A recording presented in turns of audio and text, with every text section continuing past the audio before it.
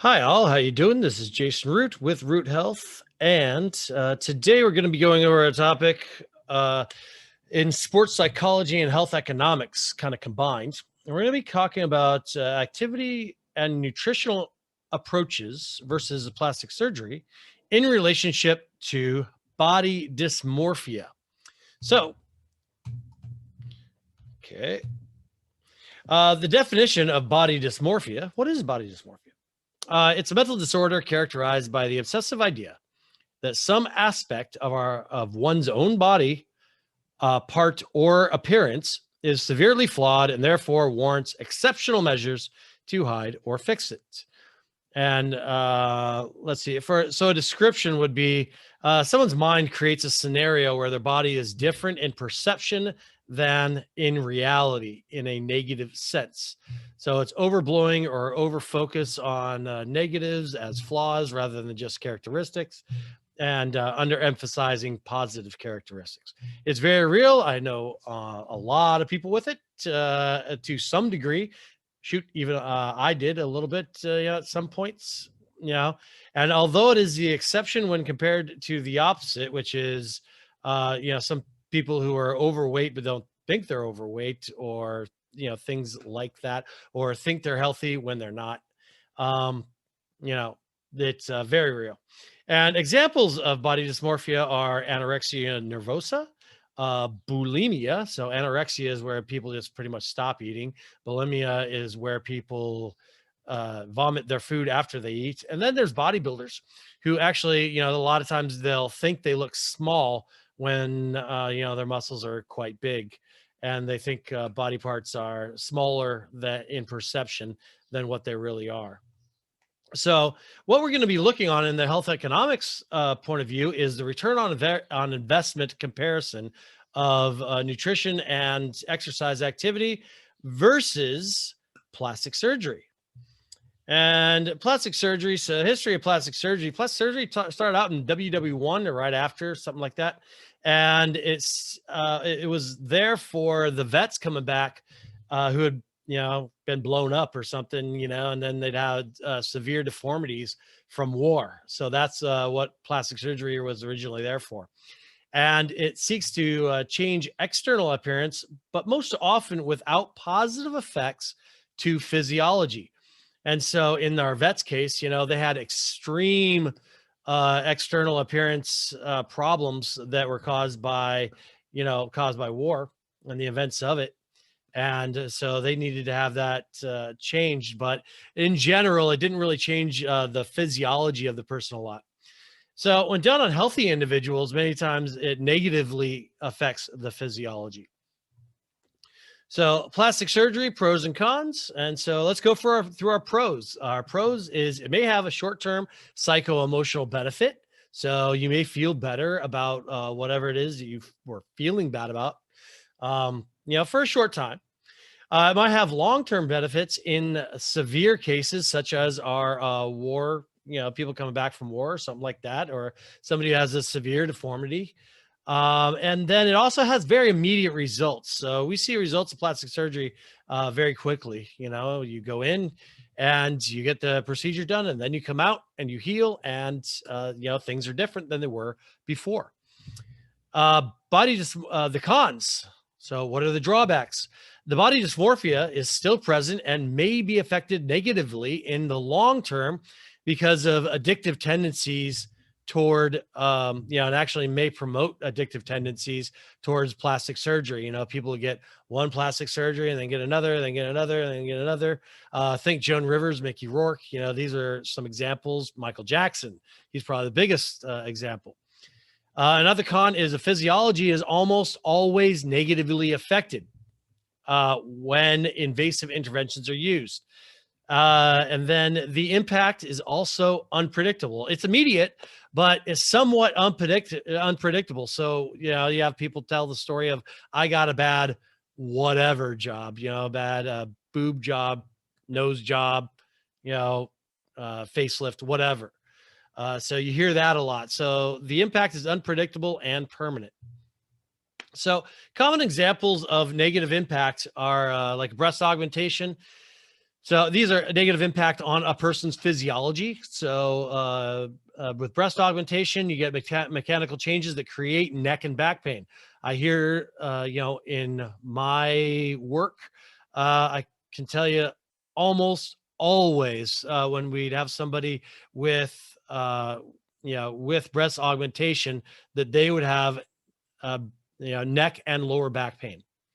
Botox, you end up freezing the nerves in the face, creating compensations that cause pain, also very often in the neck. And then liposuction tummy tuck, it's an invasive procedure cutting into connective tissue, which creates mechanical pain and compensation in the body's mechanical chain via the motor control mechanoreceptive system. What does that mean? That means you get cut in one place and it creates compensations via the motor control system in the brain in other places. So you start getting these weird pains in other places, and you're not really sure why. Or, what happens is, at the site that you got the procedure done at, you'll have significant pain in the connective tissue at that site because of the injury, because cutting into somebody is an injury, folks. So now let's look at physical activity and nutrition. So the pros. Physiological development, reflective of aesthetic development. So aesthetic development and physiological development both go in the same direction. So long-term psycho-emotional benefits fit the short-term. So psycho-emotional benefits both go up at the same rate, which is slower, but but they're still building both a long-term and psycho-emotional benefits. Slower progression gives the body and mental health a chance to sync and grow together. So that means the physiological benefits meet our psycho-emotional benefits. So very good. And then it also builds effort and discipline for mechanisms for success in other domains of life. Whether that be family or professional or whatever it is, building discipline and focus and all that kind of good characteristics and stuff. So what are the cons though? Like there's got to be some drawbacks, and there is. So overtraining is common with those with severe body dysmorphia. So, you got the person who just has to be exercising all the time. They're overtraining their body. They're actually doing damage to their physiology by, training too hard all the time because they become exercise obsessed. So that's also called exercise addiction, which is the same, kind of the same thing. We also get eating disorders. So people get a little bit too strict on keto or vegetarian or gluten-free or intermittent fasting or starvation. That kind of goes in with that anorexia and bulimia type thing, but these are sort of variations of that can also happen.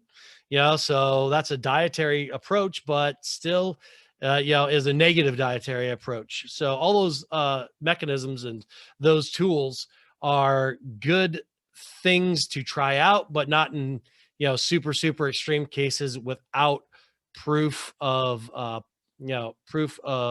positive balance. So another con is that the results are slow. So results take time, which I consider actually kind of a positive and a negative at the same time. But for those that need an immediate gratification, then the results are a lot slower with exercise and nutrition. And it does take a little bit more resources in the effort and discipline categories. So then when we go to our ROI comparison, our economic comparison. So our return on investment. So if we look at the characteristic, of plastic surgery versus nutrition, so the time for the effect to happen, plastic surgery is very short. It's immediate, and exercise and nutrition is a lifelong thing. In effort, plastic surgery takes almost none. Nutrition and exercise take lots. Discipline, plastic surgery, again, almost no effort. But in nutrition, it takes lots.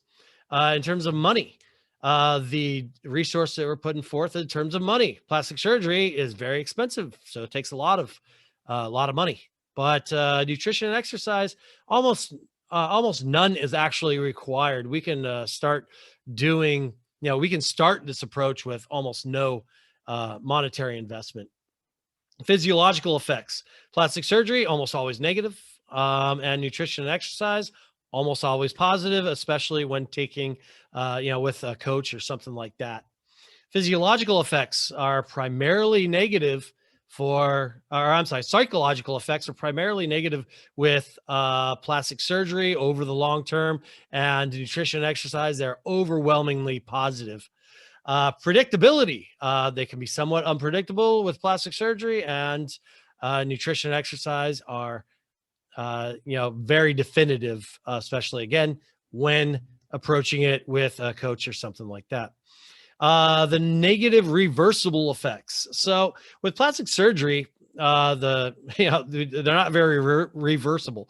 With nutrition and exercise, you start getting something going, in the wrong direction, and you can correct for that.